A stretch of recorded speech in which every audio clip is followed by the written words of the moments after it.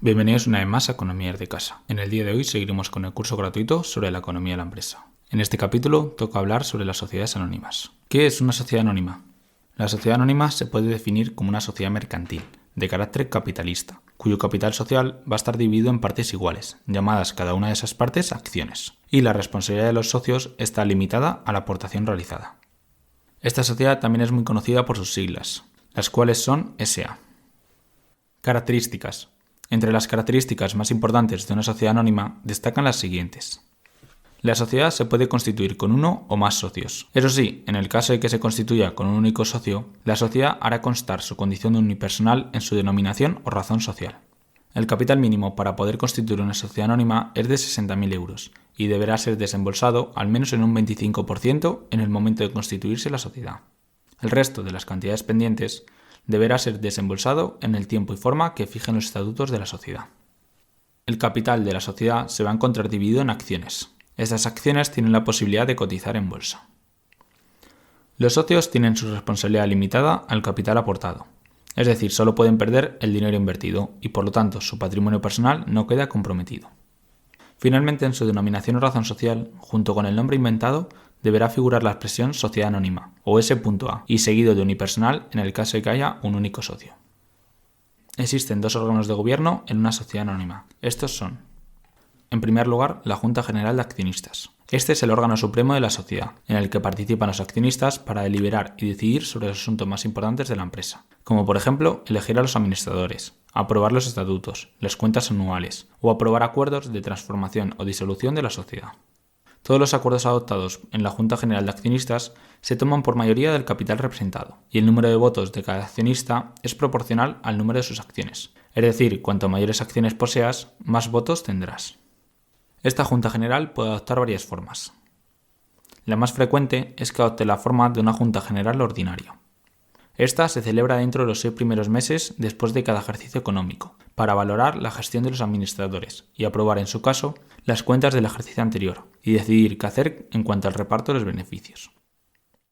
Otra de ellas es la Junta General Extraordinaria. Esta solo puede ser convocada por los administradores o por un socio con derecho a voto, con la finalidad de tratar asuntos urgentes que requieran la aprobación de la Junta General. Y finalmente, la menos frecuente sería la Junta Universal, la cual solo se produce si en la Junta se encuentra todo el capital representado y todos los accionistas de la sociedad, sin que falte ninguno. El segundo órgano es el Consejo de Administración o Administradores. El Consejo de Administración es el órgano de gestión y representación de la sociedad en sus relaciones con otras empresas, instituciones públicas, acreedores o clientes. Igualmente representan a la empresa en caso de realizar actos contrarios a la ley y en el caso de provocar daños y perjuicios contra otras personas físicas o jurídicas. También se encargan de formular y firmar las cuentas anuales, el informe de gestión y de informar a todos los accionistas de los detalles relevantes. Está compuesto por uno o varios administradores, los cuales son elegidos por la Junta General, y siempre deberá existir por lo menos un presidente y un secretario, que no tienen por qué ser accionistas de la empresa. Antes de pasar a las ventajas e inconvenientes, es necesario saber que según su financiamiento, las sociedades anónimas se pueden clasificar en dos tipos. Por un lado, la sociedad anónima abierta. Esta sociedad recurre al financiamiento por parte de personas ajenas, a través de la emisión de acciones en la bolsa de valores, suscripción pública o una emisión pública de acciones.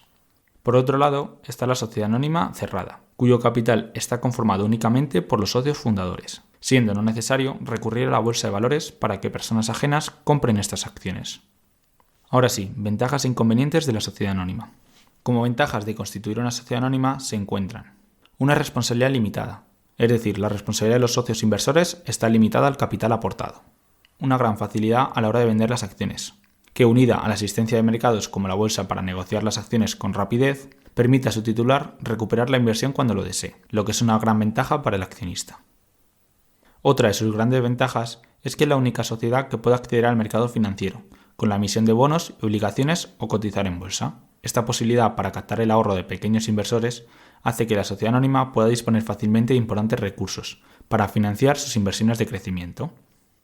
Otro factor clave es que las sociedades anónimas favorecen la separación entre la propiedad y la gestión. Esto permite contratar directivos profesionales y facilita la continuidad de la empresa con independencia de que estén o no sus socios fundadores. Por lo tanto, en resumen, El éxito de la sociedad anónima reside en la capacidad directiva y en su facilidad para obtener financiación. Pero como todas las sociedades también tienen inconvenientes, como pueden ser: la separación entre propiedad y dirección puede llegar a ser una fuente de conflictos, ya que los objetivos de accionistas y directivos no siempre coinciden. Mientras que el objetivo esencial del accionista va a ser el de obtener una rentabilidad a su dinero invertido en la sociedad, los directivos tienen otros objetivos más amplios, como pueden ser de poder, prestigio, seguridad laboral, etc. Esto hace necesario que en estas sociedades se tenga que llegar a acuerdos entre accionistas y directivos para no perjudicar a la empresa. Otro punto en contra es que existe una estructura empresarial demasiado rígida. Esto se debe a que cada vez que se desea realizar una modificación en la organización, será necesario llevar a cabo una modificación en los estatutos, convocando para ello una junta general. Otro inconveniente que podemos observar es que los accionistas, sobre todo los minoritarios, no siempre van a contar con la información suficiente sobre la gestión que realizan sus directivos, sobre todo en grandes empresas. A estas desventajas, para finalizar, se debe tener en cuenta que muchas empresas se sienten limitadas a poder implantar este modelo en sus negocios, debido a la obligatoriedad de contar con un capital mínimo de 60.000 euros y con la obligación de desembolsar el 25% durante la constitución. La última parte del vídeo la dedicaremos a responder a la siguiente pregunta: ¿cómo se constituye una sociedad anónima? La constitución de una sociedad anónima dependerá de los requisitos establecidos, según el orden jurídico del país donde se establezca dicha sociedad, por lo que en cada país deberá seguir unos pasos más o menos distintos.